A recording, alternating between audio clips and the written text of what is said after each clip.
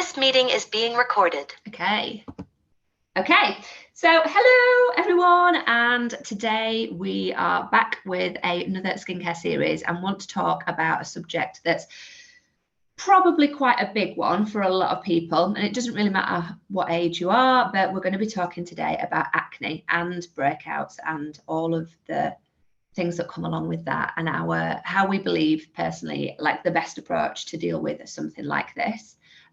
So first of all, I've never actually had acne. I've had quite a lot of hormonal breakouts over the years. So I don't know myself what it is like to have acne prone skin. Joanne, have you ever had acne? No. No. Very luckily not. Yeah. I've just had the odd breakout similar to yourself. Yeah, but being in the skincare industry, we've both seen lots of clients throughout my 20 years, and you've been similar 20-ish years in the industry. I've seen a lot of clients that have suffered and can understand that not only is it how it perhaps looks, but it also makes you feel. So what we're going to talk about today is a little bit about what we think you're probably going to want to do first, why healing from within is so important, and just some really simple things that you can implement from today to actually create long-term results. And we're going to also talk a little bit about some mindset at the end as well, because like we said, quite emotional effect.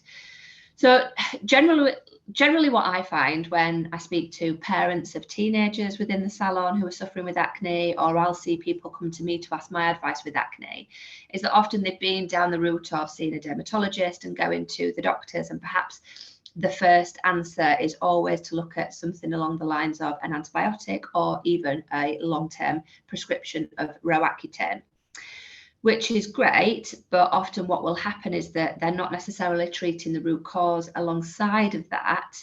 So when they then are ready to kind of think, okay, my skin's looking better, is it time to stop taking either that antibiotic or the Roaccutane? They've not tracked the root cause, and generally the symptoms and the acne flares come back, and sometimes even worse. So would you agree with that? Is that something that you've seen? Yes, it's definitely something that people then continually suffer with. So they're either on and off the medication, or that's whenever they start to come to salons to seek other advice whenever they realize that sometimes medication works amazingly, and don't want to take away from that, but sometimes because it's not suiting the root cause, then it's coming back. And it could be maybe a year and a half after they've come off the medication, not necessarily immediately. Even some of my clients currently that are sort of taking,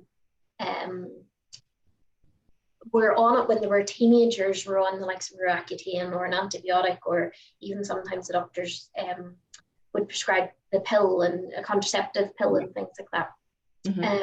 And now that they're maybe hitting 40, and it's all coming back because that hormone change is starting again, and that's they don't want to go back down the route that they were on when they were teenagers. Yeah, so I think let's just, like, for those people that perhaps don't really understand why they've had acne in the first place, because not everyone suffers with it. So I think often some people think, why me? Why has it had to happen to me? But acne generally happens because there is an imbalance within hormones somewhere. There is an inflammation internally. And we're going to touch on today things that can make that worse, generally with diet and stress and lifestyle choices. And what that then does is that hormone balance stimulates our oil production, our sebaceous production, our sebum within our sebaceous glands. When that then mixes with the bacteria that's there, that's then when the breakouts start. But the thing with acne is that that's quite a fast occurring thing, and it is overly active, whereas when we're just getting the odd breakout, it's not necessarily so. Acne is like it's 10x to the amount of sebum production and flare-ups that you're getting. And that is why they would look at something like the pill, for example, that you just said there, or other medications, because what they're trying to do with that is to regulate those hormones again and to quieten down the ones that would stimulate that sebaceous gland, the sebum production, the oil production that's causing the issue in the first place. But like you say, even though, you know, that's happening, often when they're ready to come off of it, they're worried then, aren't they, about it going back to, and it could be a month, it could be 18 months later, because it takes your body all of that time to kind of readjust again to the fact that your hormones are changing.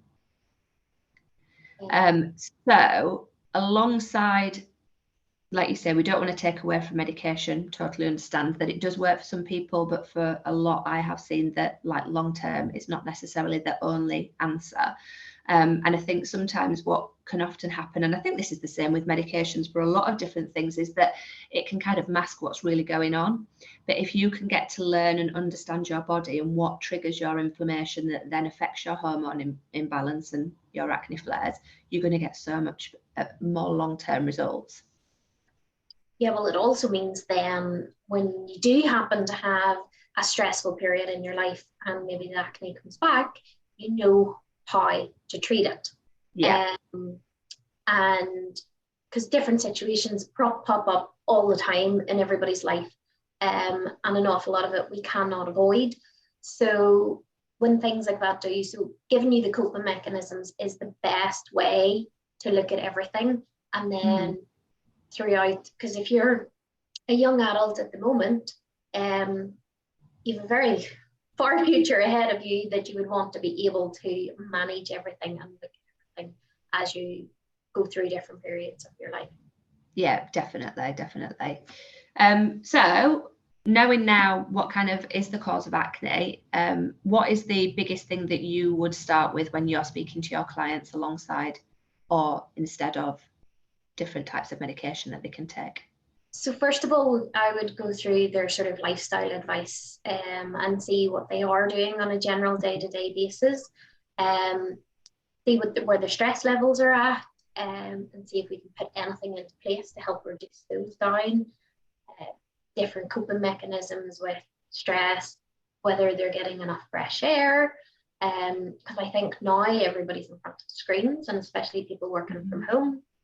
People aren't getting out the same. They're not walking to work, or they're not walking to the shop to get their lunch.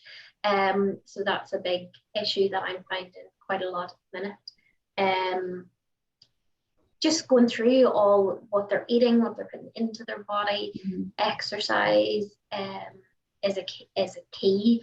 You know, a lot of people exercise with makeup on, and that causes some issues. So it's looking at a whole process. So my first stop was always going through what they're doing on a day-to-day basis. Yeah, definitely. So taking a very holistic approach, isn't it, really? It's looking at the whole picture and the whole person and the whole life rather than just what's going on in their skin, because so many different things affect that. And just touching there what you were saying, funnily enough, about makeup, I had to go to the gym on Friday myself, and I was like, I went straight from doing something else because it was the only time I fit in, and I got there and I was like, oh my god, I've got my makeup on. So I came back and I took it off as soon as I'd finished that workout. I was like, oh my god, I can't believe, like, I give out all of this advice and then I've just gone and done that myself. But it is just the little things, and it's looking at the habits of what you do throughout your day and how you can change them. So I kind of always have like 10 really good core habits for like my skincare, and make sure that I'm ticking them off every single day. So when I'm speaking to my clients, I will, like you say, you'll do the lifestyle, you'll talk to them about what they're doing, but I'll also almost make them a plan, and I'll say, look, these are your daily habits that you need to stick to. Of course, you know, things do come up, like, for example, what I've just explained about Friday, but, you know, try and do your absolute best. But it's in a way where it becomes part of their day, and that, you know, their skin, it's like they'll get to the end of the day and, okay, I've ticked off all of these habits that I've got to do. So they're feeling quite achieved that they've done this, and it means that they're kind of investing more time in that long journey, and that this is something that's going to be, you know, part of their lifestyle now, rather than perhaps looking at a quick fix as well. Because I think we all want quick fixes, we all want quick answers, but actually if you can be committed to making small changes every day that compound, that's again when you're going to get the best results. One of the big things you said there was wearing your makeup when you exercised on Friday and coming home and washing your face straight afterwards. A lot of acne sufferers don't want to leave the house without makeup on. So that would be one of the things I get hit back with straight away, oh, I couldn't go to the gym without my makeup on. And if that's the case, until we can get it managed and under control where you do feel comfortable going, then that is how to treat it, is come home, make sure you have a very good facial wash, give your skin a very good cleanse, not just a wee quick sort of cleanse, but making sure that you are doing a good cleanse on it to get rid of the makeup and anything that has maybe been absorbed. Yeah, definitely. You've got to do what you feel comfortable with within yourself and what's going to make you feel confident, because the more confident that you can feel with these habits, the more you're going to stick with them as well. So talking more about the holistic approach then and healing from within, because it is possible to heal all skin concerns from within if we do the right things.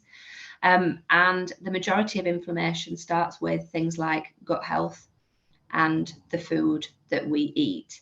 So we both have recently actually done another one, but always look to try to do an elimination diet with clients, or recommend certain foods that perhaps they should at least try to reduce down, even if they can't do a full elimination diet for 30 days. Can they do an 80-20 where, okay, I understand you might have your friend's birthday at the weekend, or you're going out for Mother's Day, or whatever it may be. Of course, these things happen.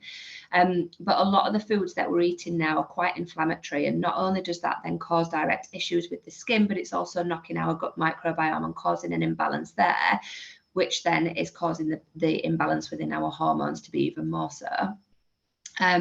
So kind of with the gut health side of things, do you want to explain a bit more about how you work with that and what you saw when you did it yourself? Again, it comes down to the questions that I asked at the very beginning with people, and seeing if their digestive system is a problem, if it is causing an issue. And 9 times out of 10, it is. People aren't going to the toilet regularly. They're not getting that elimination of toxins out of their body. And that's sort of where the gut health then immediately comes in. And it's not that we're always going on and on about gut health, because it feels like, but it is when you start to ask those questions, nearly every single person is coming back with the answers that they're ticking, saying they do have issues. So that's then we've seen such amazing results through improving the gut. Yeah. So things like inflammation, they help and reduce the redness, and it is the process of elimination. So a lot of my clients, I would start on reducing dairy down if they have acne, because that is one of the well-known triggers to cause acne. So that would be my first. If they don't want to do a whole elimination diet, I would ask them to stop taking dairy. Let's do it for 2 to 3 weeks. Come back, see where we are. Make sure that you take photographs of your skin, because what do you think is maybe going on today? Because you look at yourself every day, you don't see that little improvement. And it is going to take a period of time. It's not going to happen overnight. So a photograph, to look at it in 3 weeks, you could look and go, wow, there actually is a huge difference. But because you've looked at yourself every day, you haven't seen that difference over the period of time. So that would be one of my key things, is take photographs. And definitely, if you're not interested in doing a total elimination and then slowly bringing the food back in, to cut one thing first and do it. Probably you're talking between 2 and 4 weeks before you start to see, but you will start to see after that period of time of whether that is something that you need to be really starting to consider. And dairy is always my first one with acne. Yeah. And it's funny as well, I actually shared a reel on Friday, I think it might have been, or last Friday, gosh, can't remember. But one of the biggest things that I've learned in my skin journey when looking from a holistic approach and looking at things like food and the impact that has, is actually the standards really of the food manufacturers and what is hidden in our food. Like, it literally is astonishing. And the more that you can understand what actually is in food, and the more that you can get used to reading food labels, because you were saying there about dairy, obviously, is the first one, because that specifically is going to affect hormones. But there's so many byproducts of dairy, and specifically whey proteins, you know, and that dairy is hidden in some crackers, crisps, salad dressings. Like, when I actually went through the list and realized what dairy is hidden in. Now, of course, this is taking it to the absolute extreme. But if you've got somebody that is like, right, I need to know everything, I want to know everything, like, what can I do? And they're like, yep, I'm cutting out dairy. Well, it's not just that pint of milk, it's not just that yogurt, it's understanding where these foods are. And I think after dairy, generally as well, a lot of the things that we're consuming is just so processed. It's like overly processed. And again, going back to the ingredients list, and this isn't possible all the time. Of course it's not. I eat pizza on a Friday night. Sometimes I might have a microwavable curry if I really have not got time to, like, you know, or that's just what I fancy. But if we can try and think to ourselves 80% of the time, let's stick to a whole food diet with plenty of fruits and vegetables and plant-based, lots of protein, good healthy fats, great carbohydrates. And the other time, okay, fine, if you want to go off and treat yourself. But again, it's getting used to reading the ingredients. And a lot of the things that I used to eat were more processed than I realized, because again, of the way that we are marketed and sold to with regards to what we think is a healthy food is not when we actually get to read the ingredients list. And I think for me now, the general rule is, if it's any more than 4 or 5 ingredients, do I recognize them? If I do, what are they? Are they things that I've got in my kitchen cupboard? Would I make that? And if I don't, actually, do I really want to be consuming that on a regular basis? Because that's probably going to have more of an effect than I realise. Yeah, and I think too, that's sort of the hormone side of it and the gut side of it. But even on the gut side of it, stress is a huge factor. Yeah. And I get a lot of sort of, probably anybody over the age of sort of 30 that's suffering from acne, and it's a stress related acne. And that side of it is then you're having to look at more holistic approach, as well as the gut. Because if you think of people that suffer from irritable bowel, a lot of the time irritable bowel is caused by stress, by anxiety. It's that, so it's then starting to introduce things for them that is going to help with the stress levels, and to make sure we're bringing those down. Yeah, definitely. And I think when you look at stress as well, people often think, but I'm not going through a stressful experience now in my life. And actually, a lot of the time, stress manifests itself after the time. So it could be that 12 months ago, you know, and something's happened within your life, but you've had to kind of bottle those feelings and get on with things. Well, what that then does is it eats away inside, and it causes the inflammation that turns out as stress. So it isn't always what's going on now. And I think for me, like you say, looking at simple things, often sometimes people that feel stressed feel quite busy. So one of my favorite things here is to kind of say to them, right, well, pick 3 5-minute things that you can focus on that day. Like, is it getting up in the morning and doing a 5-minute meditation? Is it doing a 5-minute stretch in the evening before you go to bed? Is it getting up and just stepping away from your desk for 5 minutes at lunchtime, even if you know you can't? But getting, like you were saying earlier as well, getting outside for 15 minutes a day, getting some good sunlight, even if it's grey and cloudy outside, we're still absorbing the benefits. But being outside, breathing in the fresh air is so good for our stress levels, isn't it? It really is. Definitely. And exercise plays a huge part in stress levels and maintaining your sort of, can't think of a word, gone.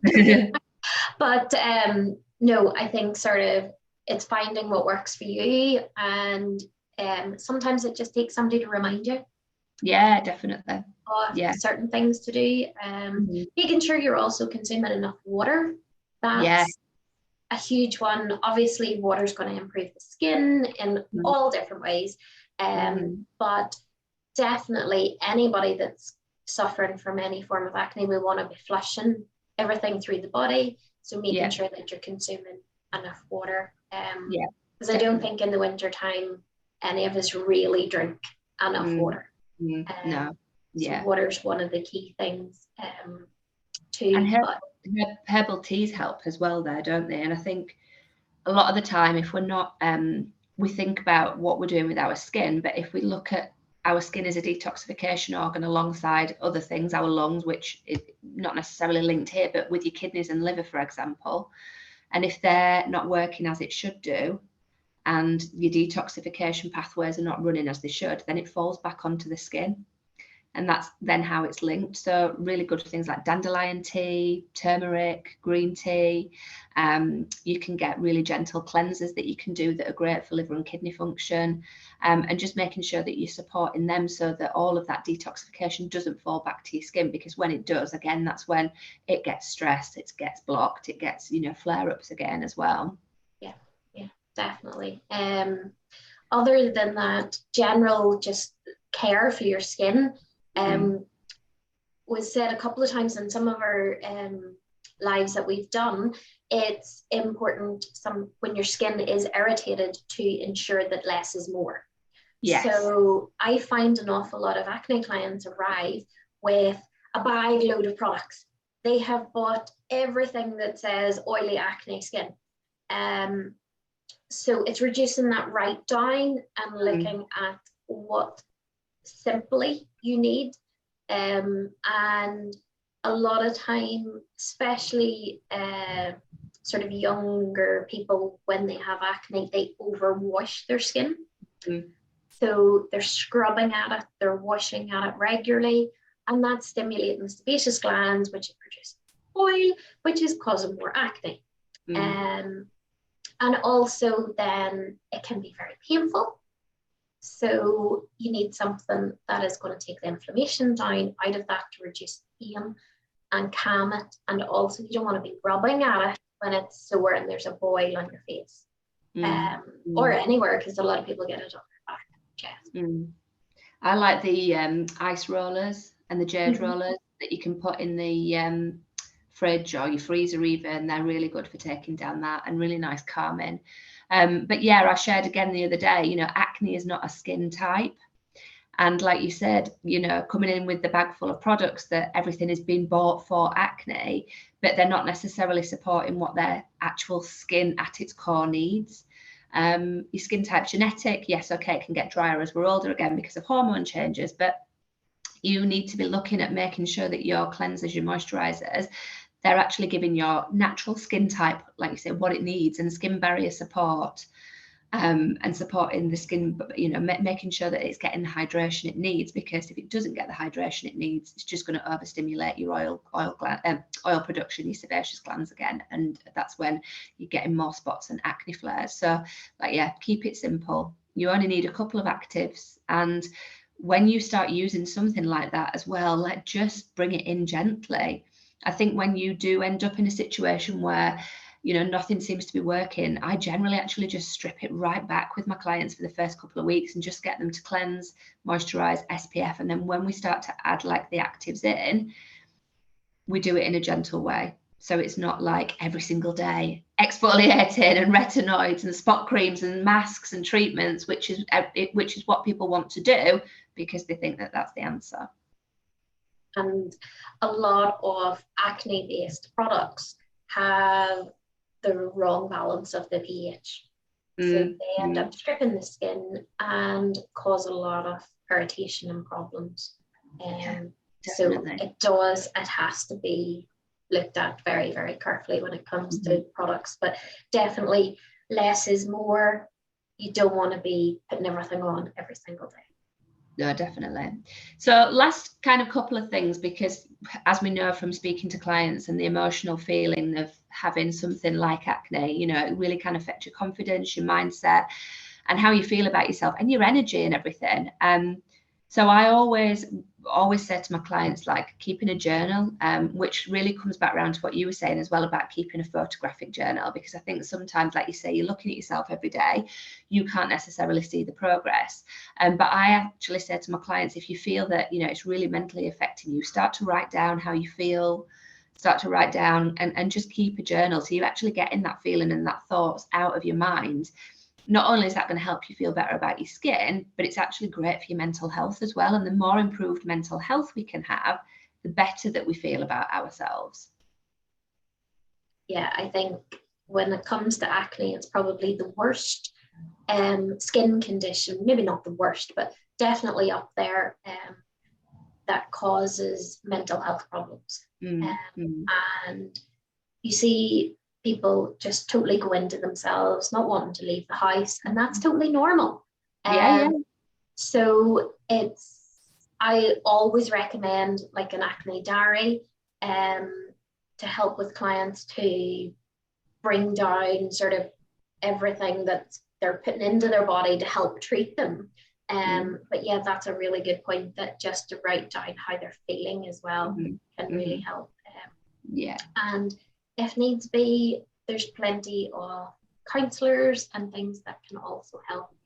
Definitely. That you're struggling with. Another thing as well that I found really helpful, again, it's not acne related because I didn't have acne, but I used to have a lot of pigmentation, so my skin tone was very, very, very uneven, and I had to wear a lot of makeup to cover that up. And one thing that I found really useful was actually just using a couple of affirmations. And it's really icky, it's really horrible, and you really don't feel like doing it at first. In fact, I remember looking in the mirror and laughing at myself. But often when you've been looking at yourself and saying negative things in your mind for so long, that's so deep rooted that you do really need to work on that. So if you could just, like, even if it's just one in the morning, like say something more positive, like when you look in the mirror, even if it's just something like, you know, I trust in my skin's healing process. Visualization as well, like, what was your skin like before you had acne? Because you will get back to that one day. And often if you're focusing so much on that skin concern, that's the energy that you're in. Whereas if you can try and get back to the energy of, you know how it feels when you did it, and try and look forward and see that in your future again, just visualization can often bring those things in to the best energy. And then when you're putting that better energy out to the universe, again, that can really help mentally as well, I think. Yeah, a really good book actually I'm reading at the minute is The High Five Habit by Mel Robbins. Yes. It's about that morning, look in the mirror and high five yourself in the mirror, which does sound really random. She set you a challenge to do it for 5 days, where you don't have to slap the mirror, but she does. But that's a really good book if you're thinking about your mindset and looking to improve, to get yourself into a healthy mind option, to try to look at it a little bit on a better way. But no, it's quite interesting. I'm near the end of it, so I'm quite enjoying that. It's really funny though when you think about the psychology of how that does work, because it really does. 100%. Personal development has really helped me overcome a lot of skin and health and wellness side of things as well. But I think really the general message that what we wanted to try and share today and to get across is that we understand when you're going through something like that a quick fix, an answer and something, but when you can actually take a holistic approach and look at both your mind, body and skin together, you're going to get better long-term results. And not only is that going to help to improve your skin, but your overall health and wellness will thrive as well. So I think all that's left to say is if anybody is struggling with their skin and they want to have any further advice or somebody to talk to about acne, and what we would recommend for them themselves is to just reach out to the person who shared this with you or where you've seen the video. And that's it. Thank you very much. All right. Thank you for joining me. See you next week. Thanks, Joanne. Bye.